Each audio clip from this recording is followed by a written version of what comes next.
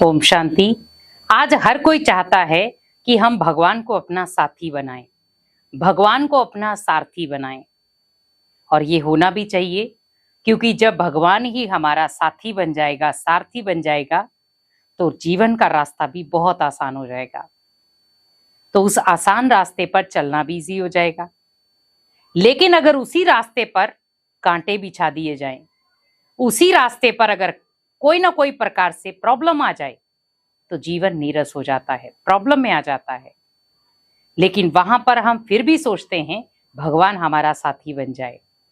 अब यहाँ पर मुझे देखना है कि मुझे भगवान को साथी बनाना कैसे है, और भगवान हमारा साथी बनता है तो कौन से संकेत देता है।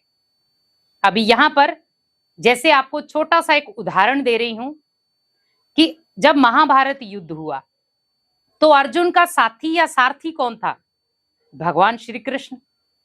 तो जब श्री कृष्ण जी ने उसको सारथी बनाया तो उसके साथी के आधार पर उसने पूरे युद्ध को जीता। लेकिन कृष्ण ने उस समय उसको ये नहीं कहा कि मैं तेरे साथ हूं तो तेरी विजय निश्चित है, तू युद्ध जीत पाएगा। लेकिन अर्जुन को उसने कर्म करना सिखाया कि हे अर्जुन, तू ओनली कर्म पर ध्यान दे, तुझे फल के लिए नहीं सोचना है। अगर वो अर्जुन को पहले से ही कह देते कि हे अर्जुन, मैं तेरे साथ हूं, तुझे युद्ध करने की भी जरूरत नहीं है, हम यहाँ खड़े खड़े ही युद्ध जीत जाएंगे, हमें कोई मेहनत करने की भी जरूरत नहीं है।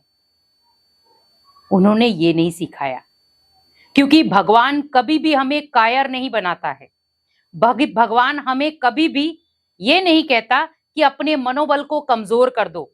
हमेशा भगवान हमें कहता है अपने आप को बलशाली बनाओ, शक्तिशाली बनाओ, ताकि परिस्थिति आपको देखकर हार जाए।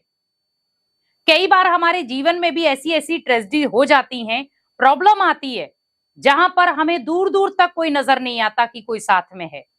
लेकिन अचानक कोई व्यक्ति आपके साथ में खड़ा हो जाता है, जिसको ना तो आप जानते हैं, ना पहचानते हैं, ना आप ज्यादा मिले हैं।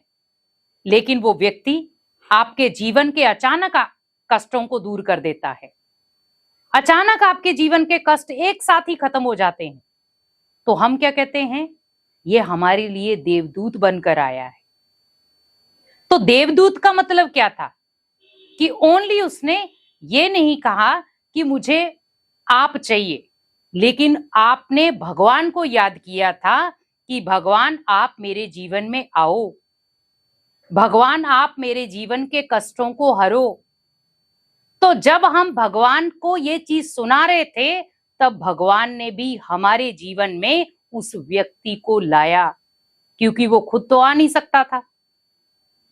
तो जब वो खुद नहीं आ सकता था, तो उसने क्या किया?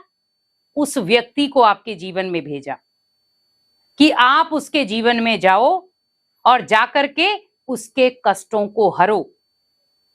तो ये था पहला संकेत, क्योंकि भगवान खुद तो अपना अनुभव नहीं करा सकता, तो वो किसी न किसी को भेजता है। दूसरा, आपके जीवन में बार बार परिस्थितियां आ रही हैं, लेकिन वो परिस्थितियों का निवारण भी आपके माइंड में दे रहा है। कोई व्यक्ति सामने आ जाता है, अचानक आपको कहता है कि आप ऐसे ऐसे करो तो ये आपके जीवन की परिस्थिति नष्ट हो जाएगी। तो वहां पर मिलता है दूसरा संकेत। तब भी हमारे मुख से क्या निकलता है? कि ये हमारे लिए एक फरिश्ता बनकर आया है, जिसने हमारे को इन प्रॉब्लम से निकाला है। बहुत सारे ऐसे इंडिकेशन होते हैं जहां पर हमें भगवान का संकेत मिलता है, लेकिन क्या हम भगवान की उस अनुभव शक्ति को ले पाते हैं? भगवान हमें कहना क्या चाह रहा है? भगवान हर एक का साथी नहीं बनता है। भगवान भी उसका साथी बनता है जिसके जीवन में उसने हिम्मत रखी है, उसने कष्टों को सामना करने की शक्ति है, दुखों को हरने की शक्ति है। मान लो हम भगवान के बच्चे हैं, हमारे जीवन में कष्ट आ गए और हमने क्या किया? भगवान जी, आप हमारी सुनते कहाँ हो? आप तो बड़ों बड़ों की सुनते हो, जो आपको इतना कुछ करते हैं, सब चीजें करते हैं, आप गरीबों की कहाँ सुनते हो? लेकिन आप हमेशा याद रखें, भगवान गरीबों का ही है। लेकिन अंदर से हमें ये भावना रखनी नहीं है कि भगवान गरीबों का है या भगवान अमीरों का है। भगवान सबका है, क्योंकि भगवान किसी को धन के आधार पर नहीं देखता। भगवान देखता है तो सभी को मन के आधार से, धन के आधार से नहीं। हम भले उसको, कई बार हम भगवान को भी धन के आधार पर देखते हैं, लेकिन भगवान धन लेकर क्या करेगा? उसे तो कहीं घर बसाना नहीं है, उसे तो कहीं महल माड़ियां खड़ी करनी नहीं है। तो यहां पर मुझे ध्यान रखना है कि अगर मुझे भगवान को अपना साथी बनाना है या भगवान मेरा 24 घंटे का साथी बने, तो उसके लिए अपने मन के अंदर शक्तिशाली संकल्प लेकर आए। और अगर उसमें कहीं ना कहीं शक्तिशाली संकल्प नहीं है तो भगवान का साथ आपको कभी नहीं मिल सकता। अगर आप किसी भी आत्मा को दुख दे रहे हैं, बोल के आधार पर, कर्म के आधार पर, सोच के आधार पर, और हम अपने आप को सही साबित कर रहे हैं कि मैं राइट हूं, सामने वाला रॉन्ग है, मैं तो जो करता हूं वो सही है, लेकिन सामने वाला जो करता है वो गलत है, आप भगवान नहीं हैं। वो भगवान का कार्य है, गलत क्या है, सही क्या है, कहीं ना कहीं उसके आधार पर ही वो आपको कर्मों की सजा देगा। कई बार आपने देखा होगा, अचानक जीवन में खुशियां होते होते अचानक जीवन में दुख की प्रवेशता हो जाती है, तब भी हम भगवान को याद करते हैं। अरे भगवान, मैं तो आपका बच्चा हूं, इतने नित्य नियम करता हूं, इतना पूजा पाठ करता हूं, इतना ज्ञान साधना करता हूं, फिर भी जीवन में कष्ट।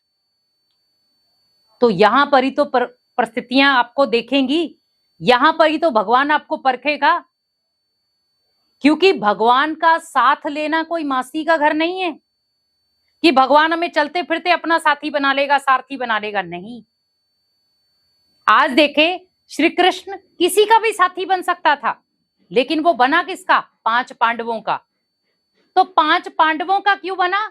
क्योंकि उनके अंदर उसने शक्तिशाली संकल्प देखे, अपने साथ लड़ने की शक्ति देखी, खुद को पावरफुल बनाने की ऊर्जा देखी, तब जाकर के श्री कृष्ण ने उनका साथ दिया था महाभारत युद्ध में। तो आज हम बुराइयों से युद्ध कर रहे हैं, तो भगवान भी हमें क्या कह रहे हैं कि बच्चे, इन बुराइयों से लड़ना है तो खुद को शक्तिशाली बनाओ, और खुद को शक्तिशाली बनाने से पहले अपने मन को शक्तिशाली बनाओ। और जिस व्यक्ति ने अपने मन को शक्तिशाली बना लिया, भगवान का साथ उसे 100% मिलेगा। भले वो किसी भी परिस्थिति में हो, किसी भी प्रॉब्लम में हो, लेकिन भगवान अपने संकेत जरूर देगा कि जहां पर उसे महसूसता होगी कि भगवान मेरे साथ है, 24 घंटे मेरे साथ रहता है। क्योंकि जीवन में बहुत सारे ऐसे अनुभव आते हैं जहां पर हमें भगवान का संकेत मिलता है। वो अलग बात है कि हम उस चीज को पहचान नहीं पाते। तो कोशिश करें, हमें भगवान का जो अनुभव मिल रहा है साथ का, उस साथ के अनुभव के आधार पर अपने जीवन को पावरफुल बनाएं, मन को शक्तिशाली बनाएं और भगवान के प्यार का रोजाना अनुभव करें। ओम शांति।